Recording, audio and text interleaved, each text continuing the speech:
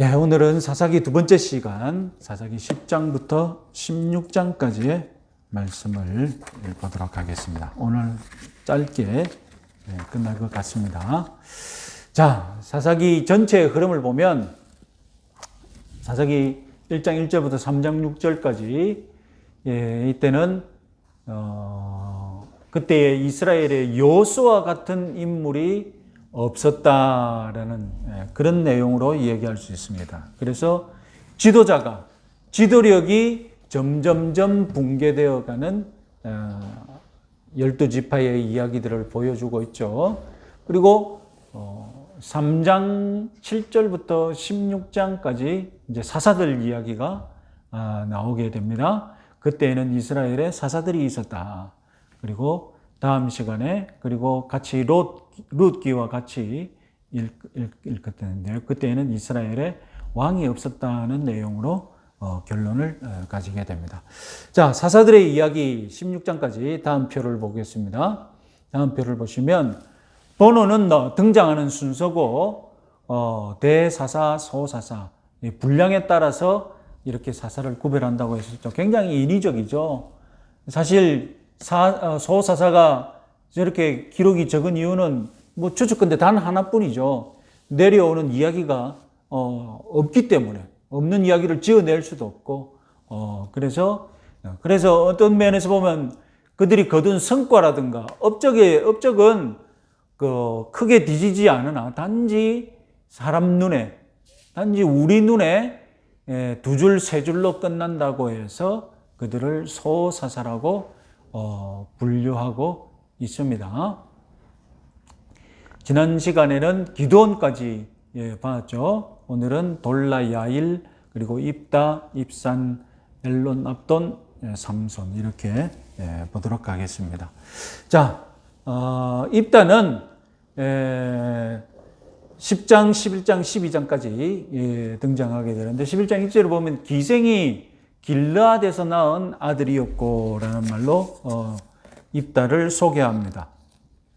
그래서 길르앗이라면 길르앗 남자에게서 낳은 아들이라 그런 뜻이 되겠죠. 기생의 아들이 결국은 적자에게서 쫓겨나죠. 다행히 덩치가 크고 용맹스러웠는지 큰 용사로 유명세를 떨칩니다. 그래서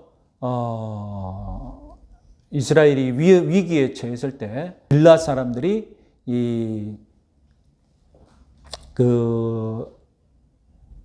입다에게 군대 장관을 먼저 제안하죠.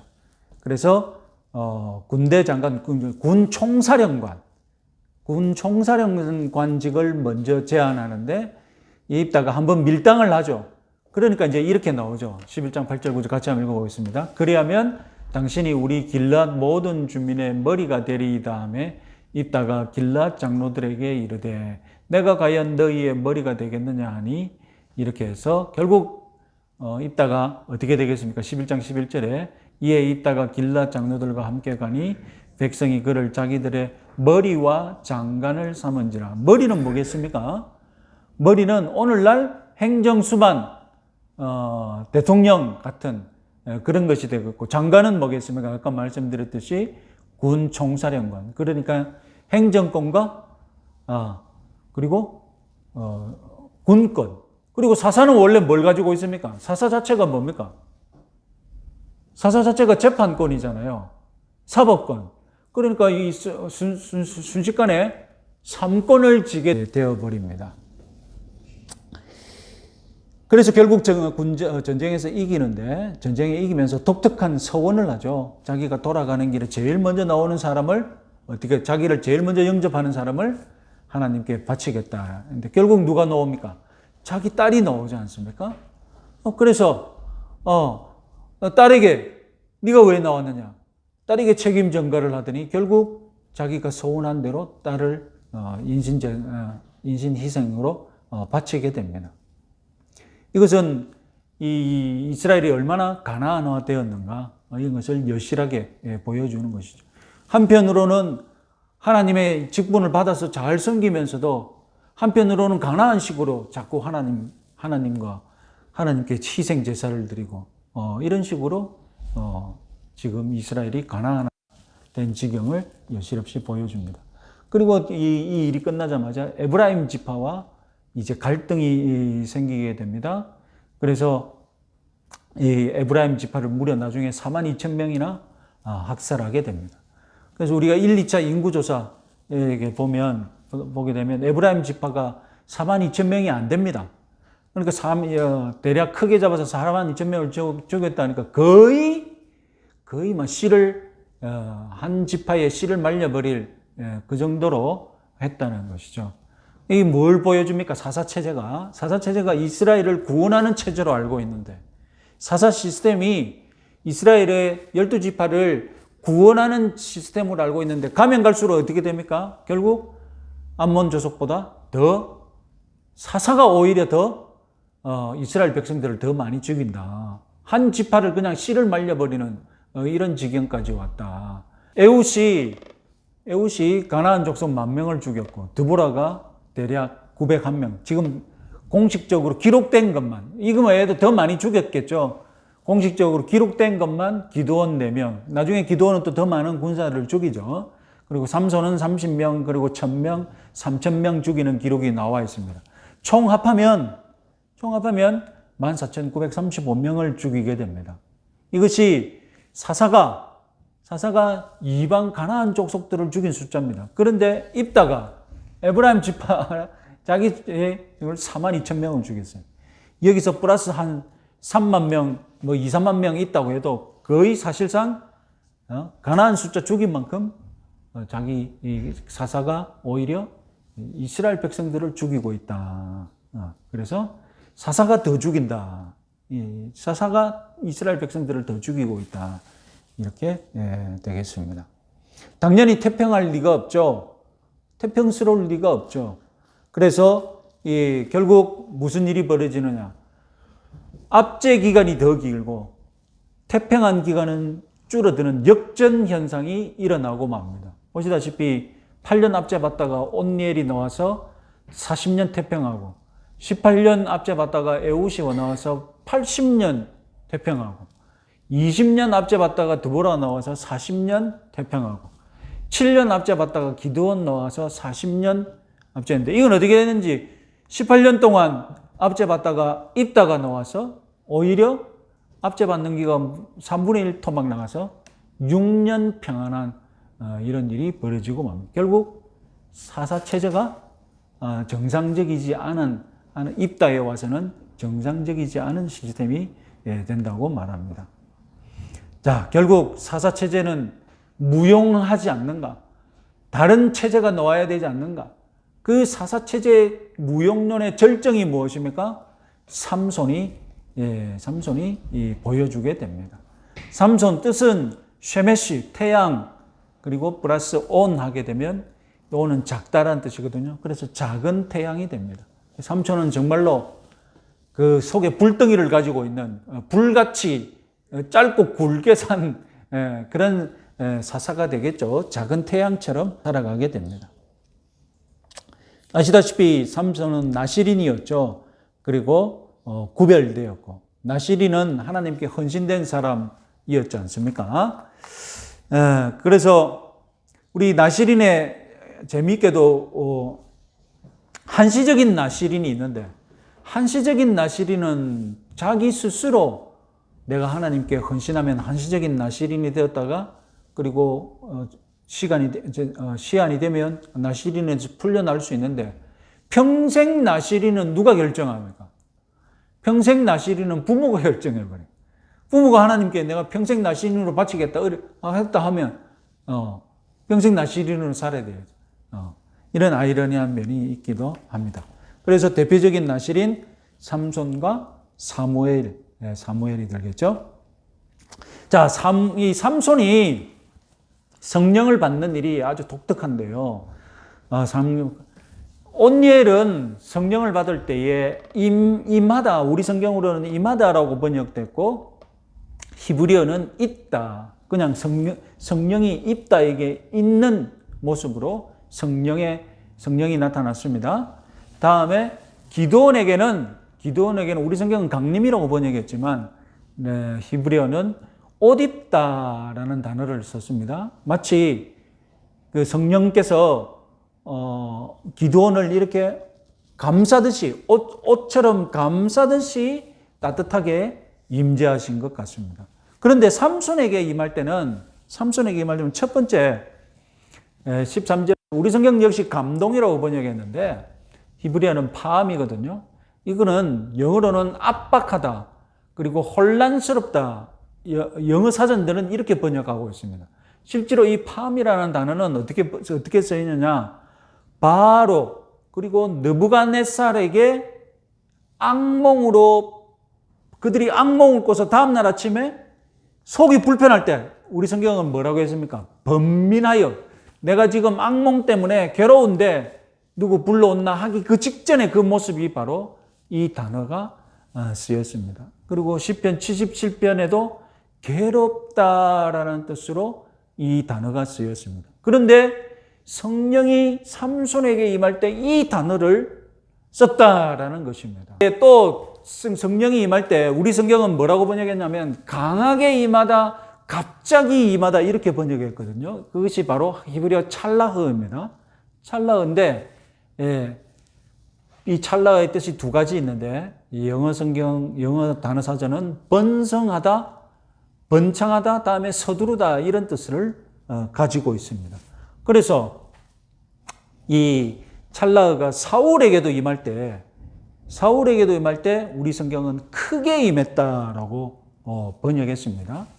그러니까 여러분 이 서두르다 때문에 갑자기 임했다라고 번역한 것 같고 번성하다 한번 임하면 막 번져나가는 그런 의미지 않습니까? 그래서 강하게 임했다라고 번역했습니다. 그러면 왜 삼손이 받은 성령의 임함과 지금 온니엘과 기드온이 받은 이 성령의 임함은 뭔가 좀 분위기가 다르지 않습니까? 여기는 차분하고 따뜻한데 삼손에게 이 성령이 임할 때는 어떻습니까? 삼손에게 임할 때는 거칠고 마치 붓의 터치가 막 이렇게 막 크게 막 일필휘지를 막 확 젓는 듯 이렇게 막 붓을 막 확 이렇게 하는 듯한 그런 임함으로 지금 압박하고 그리고 성령을 받은 삼손 그 자신도 옷을 입고 따뜻한 그런 상태가 아니라 나중에 삼손의 상태를 보면 어떻습니까? 약간 들떠가지고 막 망나니처럼 뛰어다니지 않습니까? 혼란스러운 그 심리 상태가 혼란스러운 거예요. 그래서 이 삼손에게 성령이 임했다는 것은 임하지 않을 수는 없는데 임한 것이 마치 성령을 자기 그릇 담을 수 없는 그릇인데 담아가지고 더 이상해지지 않는가? 그래서 어떤 학자는 성령께서는 삼손을 괴롭히기 위해 임재하셨나? 아니면 삼손이 막 들끓어오르는데 성령께서 더 강하게 찐누르러서 삼손이 폭발하지 못하는 모습. 막 성령이 없으면 폭발할 건데 성령이 막 짓누르니까 그것 폭발하지 못하는 그런 불안한 모습이지 않은가? 그런 모습을 우리가 이 성령 강림으로 생각할 수 있습니다. 좌우지간 이 삼손이라는 인물에게 성령의 임함은 어떤 역할이었을까? 삼손이라는 이 캐릭터에 성령이 만났을 때 왜 그는 이렇게 살 수밖에 없었는가? 이것은 평생 한번 우리가 묵상해 보면 재미있는 주제인 것 같습니다. 오늘날 우리들에게도 그런 일이 있을 수 있지 않을까? 성령이 우리 성격에 역사할 때 삼손과 성령이 만났을 때의 모습이 오늘날 나에게는 없을까? 그런 것도 한번 찾아보고 적용해 보면 재미있을 것 같습니다. 자, 이제 14장 삼손의 사랑 보시면 재밌는 단어가 쓰고 있는데요. 내가 그 여자를 좋아하오니 단순히 사랑한다, 좋아한다는 뜻이 아니라 히브리어는 뭐라고 표현하고 있느냐? 그녀는 제 눈에 맞습니다. 내가 보기에 맞는 여자입니다. 내가 보기에 옳은 여자입니다. 이렇게 표현한 거예요. 이렇게 표현했습니다. She is right in my eyes. 이 ESV라는 영어 성경이 가장 문자적으로 이렇게 번역했습니다. 이것이 히브리어를 가장 문자적으로 그대로 번역한 것입니다. 그녀가 내 눈에 옳은 여자입니다. 내 눈에 딱 맞는 여자입니다. 이렇게 이것을 우리 성경은 좋아합니다. 이렇게 번역했습니다. 그런데 재밌는 것이 이 표현이 어디에 쓰이느냐? 내 눈에 딱 맞습니다. 이 표현이 어떻게 쓰이느냐? 사람마다 자기 소견에 옳은 대로 행하였더라 했지 않습니까? 소견에 옳은 대로 이것이 히브리어로 그대로인데 내가 이 눈이 들었는데 내가 ESV가 가장 문자 그대로 잘 번역했습니다. Everyone did what was right in his own eyes. 각 사람이 모두가 자기 눈에 옳다는 것을 행하였습니다. 그러니까 자기 눈에 옳다는 것과 나는 그 여자를 좋아합니다. 그 여자는 내 눈에 맞습니다. 이 말이 같다. 삼손은 사람도 자기 마음대로 했고, 사람도 자기 눈에 옳은 대로 했고, 생활도 자기 눈에 옳은 대로 행했다. 자기 눈에 옳은 대로 행하였다. 이것을 한번 잘 생각해 보시기 바랍니다. 내 눈에 옳은 대로 행하는 사람, 내 눈에 옳은 대로, 내 눈에 옳다는 대로 행하는 사람, 행하는 삶, 그것이 바로 사사기가 고발하는 삶이다라는 것을 보시기 바랍니다. 그래서 삼손의 삶을 우리가 오늘 길게 읽게 되는데 어떤 분이 이렇게 평가했습니다. 하나님께서 자신의 목표를 이루시기 위해 육체의 방자함을 지배받는 자들을 사용하실 수도 있다. 그러니까 워낙 인물이 없으니까 방자한 인물마저 하나님이 사용하시는데 그 방자함을 짓누르기 위해서 강력한 성령이 막 폭력적으로 임하셨는데 그 충돌이 삼손의 막 그 불안한 모습이지 않을까? 뭐 그렇게 볼 수도 있는 거죠. 그래서 보시면 잔치도 마음대로 참석하여서 수수께끼를 내고, 그래 수수께끼를 보니까 뭐 또 화가 나가지고 살인을 수십 명을 또 죽여버리고 그렇게 하지 않습니까? 뭐 기분 나쁘면 뭐 예사로 생명을 죽이잖아요. 이런 모습이 성령이 삼손에게 임한 결과가 이런 모습이거든요.